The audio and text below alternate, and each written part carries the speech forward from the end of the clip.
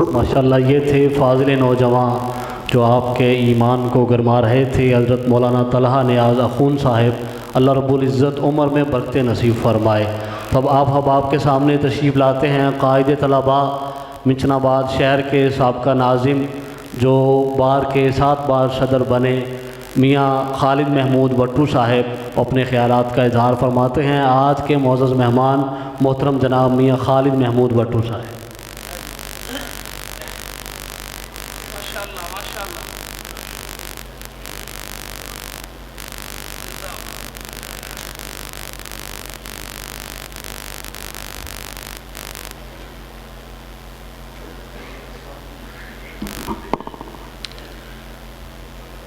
نحمدہ ونصلی علی رسولہ الکریم۔ اعوذ باللہ من الشیطان الرجیم، بسم اللہ الرحمن الرحیم۔ حضرت شیخ حافظ ناصر الدین خان خاکوانی صاحب، حضرت پیر مظہر شاہ صاحب، اکابر علماء کرام، آج ہم سب جمعیت علماء اسلام تحصیل بہاول نگر کے زیر اہتمام اس اجتماع میں اپنے اکابرین کے خیالات سننے کے لیے اکٹھے ہوئے ہیں، اور انشاءاللہ ہمارے اکابرین ہم سے مخاطب ہونے والے ہیں۔ جمعیت علماء اسلام تحصیل بہاول نگر کی جماعت اس عظیم الشان پروگرام کے انعقاد پر مبارکباد پیش کرتے ہیں۔ ہمارے تحصیل امیر حافظ سراج احمد اخون صاحب، سیکرٹری صاحب، اور خصوصاً ہمارے جمعیت علماء اسلام ضلع بہاول نگر کے روح رواں جناب عبد الخالق مہار صاحب نے اس عظیم اجتماع کا انعقاد کیا ہے، ان سب کو مبارکباد پیش کرتے ہیں۔ ضلع بہاول نگر جمعیت علماء اسلام کے حوالے سے کہ یہ جمعیت کا نام ضلع بہاول نگر کے لیے کوئی نیا نام نہیں ہے۔ جب سے جمعیت علماء اسلام اور اس سے پہلے جمعیت علماء ہند قائم ہوئی ہے، ہمارا ضلع بہاول نگر ان کے ساتھ الحمدللہ وابستہ رہا ہے۔ جب جمعیت علماء ہند کی بنیاد رکھی گئی 1920 میں، تو اس دور میں حضرت مولانا غلام قادر بٹو رحمۃ اللہ علیہ، حضرت مولانا محمد امیر ڈڈی رحمۃ اللہ علیہ، اور اس وقت کے بزرگ جو تھے حضرت مولانا اللہ بخش بہاول نگری، یہ سب جمعیت علماء ہند کے ساتھ وابستہ تھے، اور ان کے مرکز کی روشنی میں، پروگرام کی روشنی میں ضلع بہاول نگر کے عوام کو جمعیت کے پروگرام سے آگاہ کرتے رہے۔ اس کے بعد پاکستان بننے کے بعد جب جمعیت علماء اسلام کی نشست ثانیہ ہوئی اور حضرت مولانا احمد علی لاہوری رحمۃ اللہ علیہ کی قیادت میں، حضرت مولانا مفتی محمود رحمۃ اللہ علیہ کی قیادت میں جب جمعیت علماء اسلام کو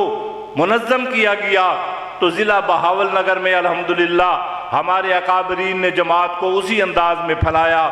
ضلع بہاول نگر میں ہمارے ہوش میں حضرت مولانا محمد شریف بٹو صاحب رحمۃ اللہ علیہ، حضرت مولانا نیاز محمد صاحب رحمۃ اللہ علیہ، اور حضرت مولانا فضل محمد صاحب رحمۃ اللہ علیہ، مولانا محمد یحییٰ صاحب رحمۃ اللہ علیہ، اور ان کے بعد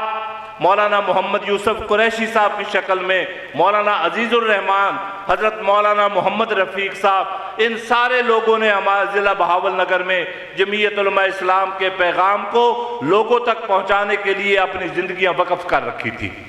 اور آج بھی الحمدللہ جمعیت علماء اسلام کے نام سے ضلع بہاول نگر میں ہمارے ان بزرگوں کی اولاد اپنے آباء و اجداد کے پرچم کو لے کر آج بھی اسی انداز میں چل رہے ہیں، اور ہمیں بھی فخر ہے کہ ہم بھی اسی پروگرام کے ساتھ وابستہ ہیں۔ اور ہماری یہ دعا ہے کہ اللہ تعالی ہمیں اپنے اکابر کے نظریات کے ساتھ، اپنی جماعت کے پروگرام کے ساتھ، اپنے زندگی کے آخری سانس تک وابستہ رکھے۔ اور آج اللہ کا شکر ہے اس ملک میں دینی سیاست کے نام پہ بڑی بڑی قادآور شخصیات موجود تھی۔ مولانا شاہ احمد نورانی ایک بہت بڑا نام تھا، سید ابو العلا مودودی بڑا نام تھا، لیکن ان کے جانے کے بعد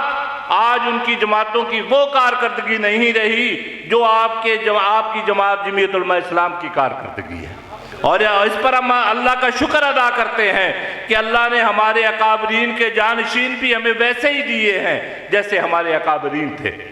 اور آج اللہ کا شکر ہے کہ کہ جمعیت علماء اسلام صرف پاکستان میں نہیں، جس طرح بر صغیر میں حضرت شیخ الہند رحمۃ اللہ علیہ نے اور ان کے اکابرین حضرت مولانا قاسم نانوتوی، حضرت گنگوہی نے جو پودا لگایا تھا، آج وہ تناور درخت بن کر نہ صرف بر صغیر پاک و ہند بلکہ دنیا میں جتنی بھی اسلامی تحریکیں چل رہی ہیں وہ اسی شجر طیبہ کے ساتھ منسلک ہیں۔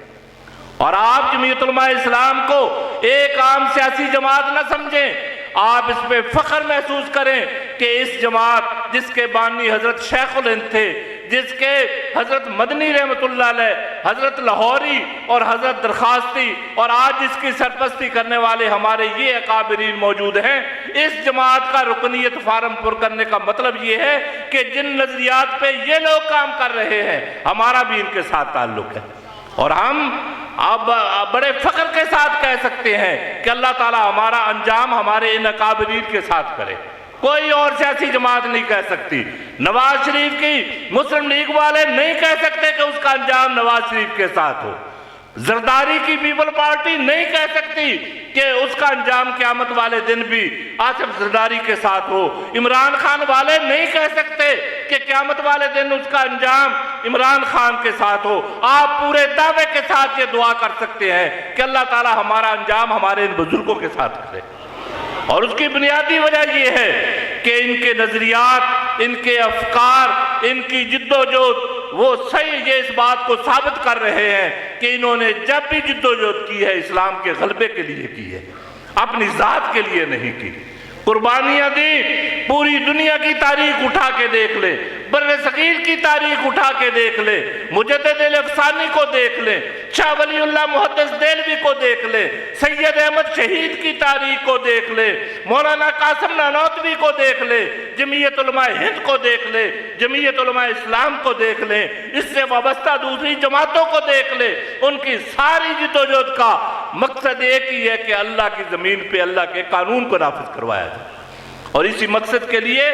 ہم جمعیت علماء اسلام کے ساتھ وابستہ ہیں، اس کے نظریات کے ساتھ وابستہ ہیں، اور اللہ ہمیں اور ہماری آنے والی نسلوں کو اپنے اکابرین کے نظریات کے ساتھ جڑا رہنے کی توفیق عطا فرمائے، اور وہ جو بھی کال دے مدارس کے تحفظ کے لیے، ختم نبوت کے لیے، جمعیت علماء اسلام کے تحریک شریعت کے نفاذ کی جدوجہد میں ہم سب اپنے اکابرین کی قیادت میں جمعیت کا پرچم اٹھا کر انشاءاللہ اسی جدوجہد کا اسی طرح سے جدوجہد کریں گے جس طرح ہمارے اکابرین اپنے زندگی کے آخری سانس تک کرتے رہے۔ آپ سب اس کے لیے تیار ہیں؟ اللہ تعالی ہمیں اپنی جماعت کے ساتھ وابستہ رہنے کی توفیق عطا فرمائے، تڑپنے پھڑکنے کی توفیق دے، دل مرتضیٰ سوز صدیق دے۔ بہت مہربانی، بہت مہربانی۔